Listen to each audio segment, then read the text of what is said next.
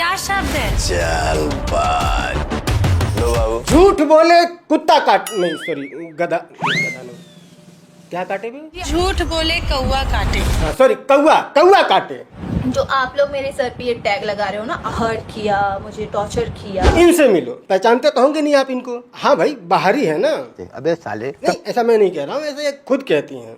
जो आप लोग मेरे सर पे ये टैग लगा रहे हो ना, आउटसाइडर वाला, जो बोल इनका एक अलग देश है, क्या नाम है, हाँ गुजरात, वहाँ की हैं ये। मेरा भी देश है, मेरा भी गुजरात है। हाँ तो अब तो आप पहचान ही गए होंगे कि मेरा कोई देश ही नहीं है, मेरा है गुजरात है। मैं कहाँ से पकड़ के लाओ भाई? पिछले कई दिनों से मेरे YouTube वीडियो से लेकर के फेसबुक के पोस्ट से लेकर के इंस्टाग्राम तक, जहां पर देखें एक कमेंट सबसे ज्यादा आ रहा है कि भैया काजल राघवानी पे वीडियो बनाइए, काजल राघवानी पे वीडियो बनाइए। अब मैं सोच में पड़ा कि काजल राघवानी ने ऐसा क्या कर दिया भाई साहब जिसका मैं वीडियो बनाऊं। तो रहने दो फिर। मुझे लगा कि जो जियो हॉटस्टार पर एक शो चल रहा है, रियलिटी शो जिसका नाम है भोजपुरी बवाल, शायद उसमें इन्होंने कुछ ऐसा किया होगा जिस पर लोग वीडियो देखना चाहते हैं। मैं गया जियो हॉटस्टार पर, कई सारे एपिसोड लगातार मैंने देख डाले कि शायद काजल राघवानी ने कुछ ऐसा किया होगा जिसकी वजह से लोग वीडियो बनाने के लिए कह रहे हैं। बट कसम लंबे डंड वाले बाबा की, भाई साहब मुझे एक भी ऐसा कोई पॉइंट नहीं मिला जो मुझे लगे कि हाँ काजल राघवानी ने कुछ नया किया है जिस पर वीडियो बनना चाहिए। हाँ इसीलिए मेरे साथ आते थे करवा चौथ मनाने। पूरे शो में उन्होंने वही घिसी पिटी पुरानी अपने इंटरव्यू की बातें भरी पड़ी हैं। निरहुआ पे आरोप लगाना कि आम्रपाली की वजह से वो मुझे फिल्म से या गाने से निकाल देते थे, आपकी वजह से दिनेश जी मेरे साथ काम नहीं करते। ये बातें वो पहले भी कर चुकी हैं। जब खेसारी लाल यादव के साथ इनका ब्रेकअप हुआ था तब उस समय आपने देखा होगा दय दनादन लय दनादन वो पॉडकास्ट इंटरव्यू कर रही थी। उसी टाइम पर इन्होंने किसी एक पॉडकास्ट में निरहुआ के भी बारे में बात किया था कि वो अपनी फिल्मों से अपने गानों से मुझे निकाल देते थे क्योंकि उनको आम्रपाली दुबे चाहिए। मुझे मतलब बिलीव नहीं हो रहा था मैं दिनेश जी के साथ कर रही हूँ, जो सुना था कि हाँ फीमेल की रिस्पेक्ट करते हैं, बट एक दिन वो मेरी नजर से गिर।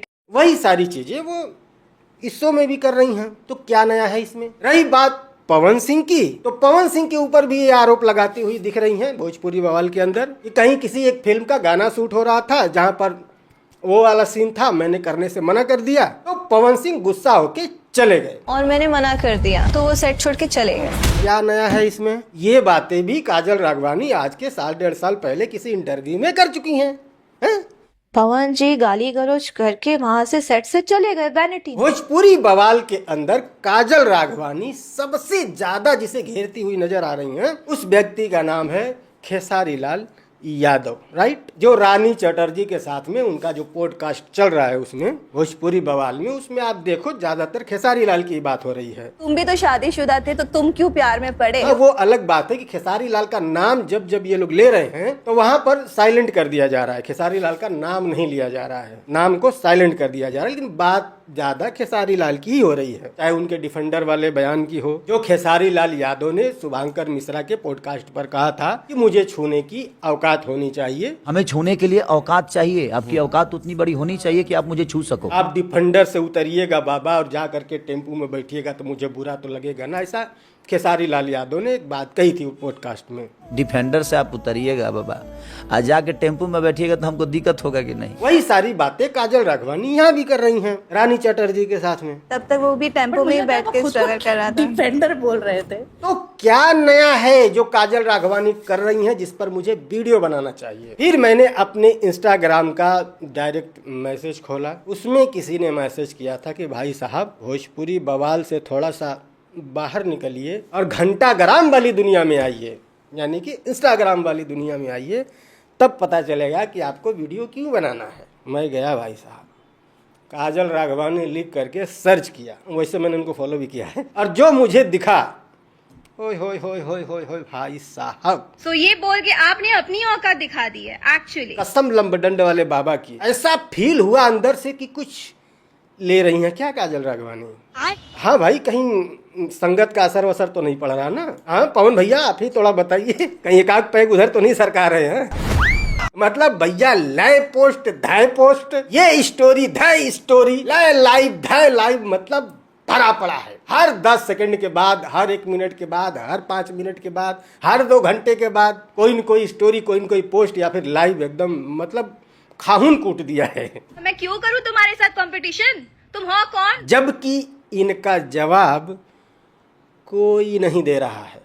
ऐसा लग रहा है कि काजल राघवानी खुद से बतिया रही हैं और खुद को ही गरिया रही हैं। अरे ये तो ऐसी बात करती है, नाक से बात करती है, फलाना करती है, ढिकाना करती है, क्या है? नहीं, काजल राघवानी के बारे में जितनी भी बातें हो रही हैं वो भोजपुरी बवाल शो में हो रही हैं, राइट। चाहे आम्रपाली दुबे इनके बारे में जो कुछ भी कर रही हैं, कह रही हैं, या फिर निरहुआ जो कुछ भी कह रहे हैं इनके बारे में, या फिर पवन सिंह भी जो कुछ भी कह रहे हों, वो सब कुछ तो एक शो के अंदर हो रहा है। और शो तो आपको पता ही है टोटली 100% स्क्रिप्टेड है, राइट। हाँ, हो सकता है कि संवाद जो है वो स्क्रिप्टेड ना हो, बट प्लॉट तो उसका जो फॉर्मेट है शो का वो सब तो स्क्रिप्टेड है ना, कि कुछ गर्मा गर्म बोलना है, कुछ तड़कता भड़कता बोलना है, कुछ कंट्रोवर्शियल बोलना है, ताकि शो की पॉपुलैरिटी बढ़े, पब्लिसिटी बढ़े, टीआरपी आए। और लगभग सारे रियलिटी शो में यही होता है। ये लो मैडम। ओके। या फिर काजल राघवानी ने बिना एग्रीमेंट पढ़े ही साइन कर दिया था। पता तो इनको भी है ना कि शो में क्या होने वाला है, तो फिर शो से बाहर आके हगने का क्या मतलब है? कोई मतलब बनता है? क्या बकवास करते हो आप लोग? शर्म करो कुछ। अरे शो में आप भी डकर रही हो, वो सब भी डकर रहे हैं, आप उन पे इल्जाम लगा रही, वो आप पे इल्जाम लगा रहे हैं। शो का यही फॉर्मेट है। अब उसको लेकर के ये आ करके अपने इंस्टाग्राम पे मार छीछा लेदर मचाई हुई है। जवाब इनको कोई नहीं दे रहा है। ना इनको निरहुआ जवाब दे रहे हैं, आम्रपाली ने शायद एक छोटा सा पोस्ट कोई किया था, वो भी इनका नाम भी नहीं लिया, और ना ही पवन सिंह जवाब दे रहे हैं। अब आप सोच रहे होंगे कि पवन सिंह को तो ये टारगेट भी नहीं करें, पवन सिंह क्या ही जवाब देंगे।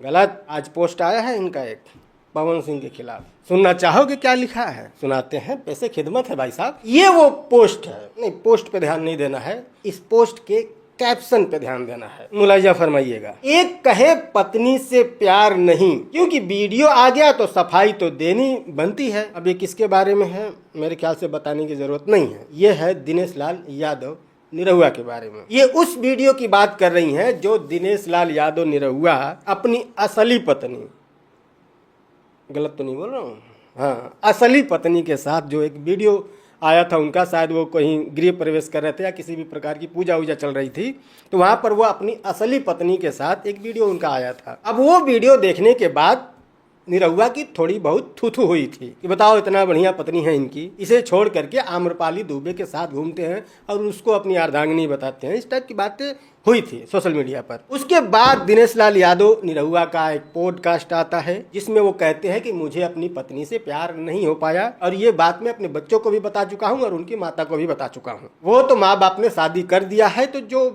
होता है परंपरा उसे निभानी पड़ती है, तो वो मैं निभा रहा हूँ। ये पॉडकास्ट में उन्होंने कहा था कि माँ बाप ने किया है तो वो फर्ज निभाना है। उसी को लेकर के काजल राघवानी ने उन्हें टारगेट किया है। आगे बढ़ते हैं। और एक प्रचार के लिए बीबी को अपनाए और फिर छोड़ दें। अब तो पता चल ही गया होगा किसके बारे में बात हो रही है। यस, बिल्कुल सही सोच रहे हो, पवन सिंह के बारे में ये लिखा गया है। जब वो काराकाट से चुनाव लड़ रहे थे तो उस समय वो अपनी पत्नी को लेकर के आए थे, सिंदूर भरे थे उनकी मांग में और उनसे अपने चुनाव का प्रचार भी करवाए थे। उसी को लेकर के काजल राघवानी ने पवन सिंह को टारगेट किया है। अब आप सोच रहे होंगे कि काजल राघवानी को अचानक से ऐसा कौन सा गांजा का नशा चढ़ गया कि वो पवन सिंह को भी टारगेट करने लग गई। अभी तक तो सिर्फ आम्रपाली दुबे और निरहुआ को ही टारगेट कर रही थी और खेसारी लाल यादव को शो के अंदर टारगेट कर रही थी, जबकि शो के बाहर जो है खेसारी लाल यादव के लिए थोड़ा सा सॉफ्ट कॉर्नर है। उनके बात करेंगे उसके बारे में, पहले ये क्लियर कर लूं कि पवन सिंह से ऐसा क्या हो गया उनका कि जो पवन सिंह को ये टारगेट करने लग रही हैं। हाँ, ये पोस्ट ढूंढने के लिए मत पहुंच जाना उनके इंस्टाग्राम पे, क्योंकि उन्होंने जैसे ही पोस्ट किया तुरंत 1 घंटे के बाद में इन्होंने एडिट कर दिया और पवन सिंह वाले पार्ट को कट कर दिया। लेकिन पहले से लोग स्क्रीनशॉट लेके रखते हैं, भाई हम यूट्यूबर हैं, हम लोग, हमें पता है कि कब उड़ जाए कोई ठिकाना नहीं है, जल्दी से स्क्रीनशॉट ले लो। इन्होंने फटाक से एडिट किया और पवन सिंह वाला जो पार्ट इन्होंने लिखा है कि चुनाव में पत्नी याद आई, उसको लेके आए, चुनाव प्रचार करवाए, फिर छोड़ दिए, इस पार्ट को इन्होंने एडिट कर दिया, काट दिया। अब इनका पोस्ट कुछ इस प्रकार है जिसमें पवन सिंह का जिक्र नहीं है। शायद हो सकता फोन वोन आया होगा या हम ही पैक भी दे रहे हैं बना के और हमारे ही खिलाफ भों तो शायद ये एडिट करना पड़ा हो। लेकिन क्यों काजल राघवानी को ये लिखना पड़ा पवन सिंह के बारे में? तो आप भोजपुरी बवाल में जाएंगे शो में, जहाँ पर भारती जो हैं, जो एक कॉमेडियन हैं, उनके साथ शो चल रहा था और उसमें बहुत सारे टैग रखे हुए थे और सामने दीवार पर पवन सिंह, निरहुआ, आम्रपाली दुबे और काजल राघवानी की फोटो लगी थी। अब कोई एक टैग उठाना है और उसमें जो कुछ लिखा हुआ है वो शब्द किसके ऊपर सूट करता है उन पर ले जा करके चिपकाना था। सबसे पहले आम्रपाली दुबे ने उठाया, उस पर लिखा था झूठ बोले कौआ काटे। आम्रपाली दुबे ने सीधे ले जा करके काजल राघवानी की तस्वीर पे चिपका दी कि ये मैडम झूठ बोलती हैं बहुत ज्यादा, तो ये इन पर ही सूट करता है। ये लो मैडम। दिनेश लाल यादव का नंबर आया, उन्होंने एक टैग उठाया जिसमें लिखा था ट्यूबलाइट। भैया हाँ एकदम, ट्यूबलाइट तो यही है। बारी आती है पवन सिंह की, वो टैग उठाते हैं जिस टैग पर लिखा होता है चालबाज। पवन सिंह ये टैग सीधा ले जा करके काजल राघवानी की तस्वीर पर चिपका देते हैं और कहते हैं यही चालबाज है। लो बाबू। बस इसी के लिए काजल राघवानी सीधे फैमिली तक पहुंच गई, जबकि ये शो स्क्रिप्टेड है और ये सिर्फ जस्ट एंटरटेनमेंट के लिए बनाया गया है। उन्हें भी पता है, जो लोग टैग चिपका रहे हैं उन्हें भी पता है कि ये टीवी पे दिखाया जाएगा, ओटीटी पे दिखाया जाएगा, पूरी दुनिया देखेगी, काजल राघवानी भी देखेंगी। कोई छुप के तो उन्होंने किया नहीं है, शो का फॉर्मेट है, उस हिसाब से करना पड़ेगा, उन्होंने किया। पर अगर वो देखेगी ये सब तो दिखना ही है अब क्या। मजाक मस्ती में भी इस टाइप के वर्ड लोग इस्तेमाल कर लेते हैं और वहाँ पर हंसी ठिठोली भी चल रही है। लेकिन मैडम को, काजल राघवानी हो, इनका नशा कुछ अलग लेवल पे गुलाटियां मार रहा है। और ये गुलाटी क्यों मार रहा है बताएंगे। ये सारे ड्रामेबाजी ये क्यों कर रही हैं अपने सोशल मीडिया पर एक स्क्रिप्टेड शो को लेकर के, वजह क्या है, सब कुछ बताऊंगा। लेकिन उससे पहले वो जो मैंने कहा था ना खेसारी लाल वाला बात करेंगे। तो भोजपुरी बवाल के अंदर अभी तक जितने भी एपिसोड आए हैं और उन एपिसोड में काजल राघवानी का जितना भी सीन दिखाया गया है, उन सब में सबसे ज्यादा बार ये खेसारी लाल यादव को ही टारगेट करती हुई नजर आई हैं।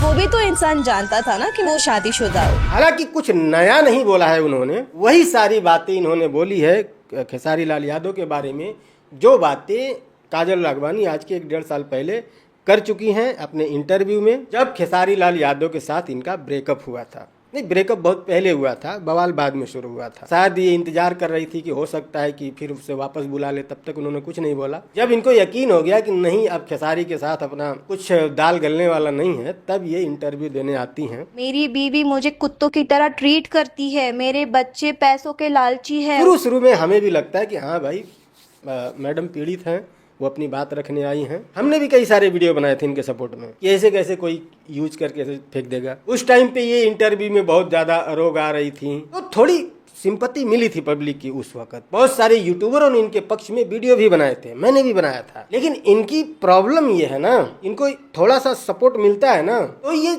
उछल के चने की झाड़ पे कूद जाती हैं, और वही किया इन्होंने उस समय भी। शुरुआत इनकी बहुत अच्छी होती है, जब भी ये किसी पर आरोप लगाती हैं तो लोगों को लगता है कि हाँ भाई उन्हें भी अपनी बात रखने का राइट है और सही ही तो बोल रही है, गलत क्या है। लेकिन इनके आरोप जो है ना वो धीरे धीरे करके बहुत ही वाहियात और घटिया होने लगते हैं। जैसे कि खेसारी लाल यादव के बारे में भी जो इन्होंने इंटरव्यू दिए थे, शुरुआत इनकी ठीक थी, अपनी बात इन्होंने रखी, लगा कि हाँ भाई ठीक है। बाद में धीरे धीरे कि वो तो लड़कियां रखता था, लड़कियां रहती थी, इनके बच्चे इनसे प्यार नहीं करते हैं, इनकी पत्नी पैसे की भूखी है, इस टाइप के बहुत सारे इल्जाम उस समय लगाए थे और वही सारे इल्जाम ये इस शो में भी लगा रही हैं भोजपुरी बवाल में। लेकिन वहीं पर इस शो के इतर भोजपुरी बवाल शो से अगर आप बाहर आएंगे, इनके सोशल मीडिया अकाउंट पे जाएंगे, यानी कि इंस्टाग्राम पे जाएंगे, तो वहां पर ये थोड़ा सॉफ्ट मिजाज रख रही थी खेसारी लाल यादव को लेकर के। और सबसे इंटरेस्टिंग चीज जो देखने को मिली वो ये कि जितने भी लोग खेसारी लाल यादव के जो फैंस है, जो रील बनाते हैं, वो जो रील बना रहे थे, जिस रील में यहाँ तक कि काजल राघवानी को भौजी तक कहा जाता था, ऐसे ऐसे रील को वो उठा करके अपने स्टोरी पर लगाने लगी थी। जो खेसारी लाल यादव के फैन ऐसी रील पोस्ट कर रहे थे जिसमें काजल राघवानी और खेसारी लाल यादव एक साथ हो और खेसारी लाल का गाना चल रहा हो, प्यार मोहब्बत की बातें हो रही हो, उस टाइप के रील ये उठा करके अपने स्टोरी पर लगा रही थी। मैंने भी देखा 2-4 स्टोरी, मुझे लगा हाँ भाई ठीक है, जो बिगड़ी है बातें बन जाए तो बहुत अच्छी बात है, इसमें गलत क्या है। लेकिन भाई बात बनते बनते तब रह गई जब आम्रपाली दुबे ने झट से जा करके खेसारी के साथ फट से एक रील बना के गट्ट से डाल दिया। दिल की अरमा आंसू में रह गए। मैडम जो तिलमिला करके लाइव आई है ना, आय हाय हाय हाय हाय। गाइस सो सैड, जाके सपोर्ट के लिए। ये क्या है? बताओ, एक हीरोइन एक हीरो के साथ एक रील बना ले रही है, उसके लिए मैडम तिलमिला के 14-15 मिनट तक लगातार सॉरी लाइव आ जाती हैं। मतलब कल जब यदुमुल्ला चल रहा था तब तो कोई सपोर्ट में नहीं आया था। उस शो में इन्होंने एक आम्रपाली दुबे के लिए एक शब्द का इस्तेमाल किया था, अनसिक्योर। आप अनसिक्योर रहती है, तो में इन्होंने कहा था आम्रपाली दुबे को कि आप मुझे लेकर के अनसिक्योर रहती हैं, अनसिक्योर रहती है। वही बातें मुझे याद आ रही हैं। आम्रपाली दुबे नहीं मैडम, आप अनसिक्योर लग रही हो। मतलब एक रील बनाने की वजह से इतनी तड़फड़ाहट, आपका क्या लेना देना भाई? खेसारी लाल किसी के भी साथ रील बनाए, आम्रपाली किसी के भी साथ रील बनाए, आपका तो दोनों से नहीं जमता है ना, आपको क्या लेना देना है? लेकिन नहीं, हम कंट्रोवर्सी करेंगे। क्यों करेंगे बताएंगे। जबकि एक बात फिर से याद दिला देना चाहता हूं आपको, इनकी बात का, इनकी इन सारी बकवास का पोस्ट या जो भी ये शेयर कर रही है, कोई इनका जवाब नहीं दे रहा है। फिर भी ये लय पोस्ट लय रील धय लाइव गंद मचाए फैलाई हैं। क्यों कर रही हैं ये सब बताता हूँ, थोड़ा धैर्य रखिए। बिग बॉस नाम के किसी चिड़िया का नाम सुना है आपने? शुरू होने वाला है। जैसा कि आपको पता है कि अब हर साल भोजपुरी से भी किसी एक कंटेस्टेंट को लिया जाता है, और वो कंटेस्टेंट कौन होगा ये कैसे डिसाइड होता है? कंट्रोवर्सी के दम पे, राइट? नहीं, कभी कभार अनकंट्रोवर्शियल पर्सन को जगह मिल जाती है, जैसे पिछली बार नीलम गिरी को मिला था। लेकिन बिग बॉस में जितने भी कंटेस्टेंट जाते हैं, सबका बैकग्राउंड देखो, ज्यादातर उस शो में वही लोग जाते हैं जो कंट्रोवर्सी के महारथी होते हैं। मैडम भी नंबर बना रही हैं। जितना भी ये सोशल मीडिया पर लय पोस्ट लय स्टोरी धय स्टोरी लय लाइव धय लाइव हो रहा है, ये सब कुछ बिग बॉस के लिए ऑडिशन चल रहा है, ठीक है? बाकी मैडम का एक और भी आरोप है, जो भी इनको एक्सपोज कर देगा वो बिका हुआ यूट्यूबर है। उसको निरहुआ ने खरीद लिया है, आम्रपाली ने खरीद लिया है, पवन सिंह ने खरीद लिया है, खेसारी लाल ने खरीद लिया है। ये इकलौती राजा हरिश्चंद्र की सुपुत्री। एक आरोप इनका और भी है, बड़ा ही इंटरेस्टिंग आरोप है, और वो आरोप ये है कि भोजपुरी इंडस्ट्री में काजल राघवानी को आउटसाइडर कहा जाता है। अच्छा, हाँ। जो आप लोग मेरे सर पे ये टैग लगा रहे हो ना, आउटसाइडर वाला, जो गजब जोक है। अरे जो इंडस्ट्री वाले आउटसाइडर्स के साथ काम करने के लिए उनके वो चाटने तक के लिए तैयार हैं, वो इनको आउटसाइडर कह रहे हैं। असल में इस पूरी इंडस्ट्री में 80% लोगों को, जिन्होंने कभी इनके साथ कोई सी फिल्म या एल्बम के लिए एग्रीमेंट न किया हो, उनमें से किसी को भी नहीं पता था ये आउटसाइडर हैं, ये गुजरात से आई हैं। ऑडियंस को तो छोड़ दो, यूट्यूबर को तो छोड़ दो, इनकी इंडस्ट्री में ही 80% लोगों को नहीं पता था, जब तक इन्होंने खुद नहीं बताया था कि मैं गुजराती हूँ। और ये आज आउटसाइडर का रोना रो रही हैं। इससे बड़ा क्या बोलते हैं? हाँ, थोड़ा बोलिए तो। इससे बड़ा झूठ हमने नहीं सुना। चलो मान लेते हैं कि भोजपुरी वाले इतने बड़े धुरंधर हैं जो आपको आउटसाइडर बोल रहे थे, तो आपकी जो इनसाइडर वाली इंडस्ट्री है, हाँ, जहाँ की आप हो गुजरात की, आपने ही एक बार कहा था किसी इंटरव्यू में कि मैंने अपनी गुजराती इंडस्ट्री से ही अपना कैरियर का स्टार्टिंग शुरू किया है, अपना स्ट्रगल शुरू किया है। आपकी जो पहली फिल्म थी वो कौन सी थी? गुजराती में या भोजपुरी में? भोजपुरी में। तो आपकी इनसाइडर वाली इंडस्ट्री जो है, आपकी जो इंडस्ट्री है, उस इंडस्ट्री ने आपको क्यों लखेदा था? कोई तो वजह रही होगी ना। वो तो आपकी अपनी इंडस्ट्री थी, वहाँ तो कोई आपको आउटसाइडर नहीं बोला होगा, वहाँ आपको काम करना चाहिए था। लेकिन नहीं, वहाँ टैलेंटेड लोगों की जरूरत है जो आप लोगों में है नहीं।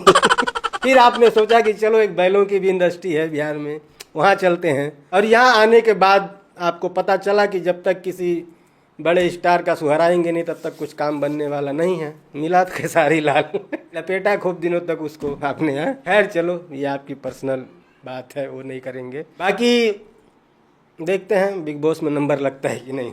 लास्ट में एक बात जरूर कहूँगा, इसी इंडस्ट्री में नाम बनी है, यहीं पर ख़त्म भी हो जाएगी, ठीक है?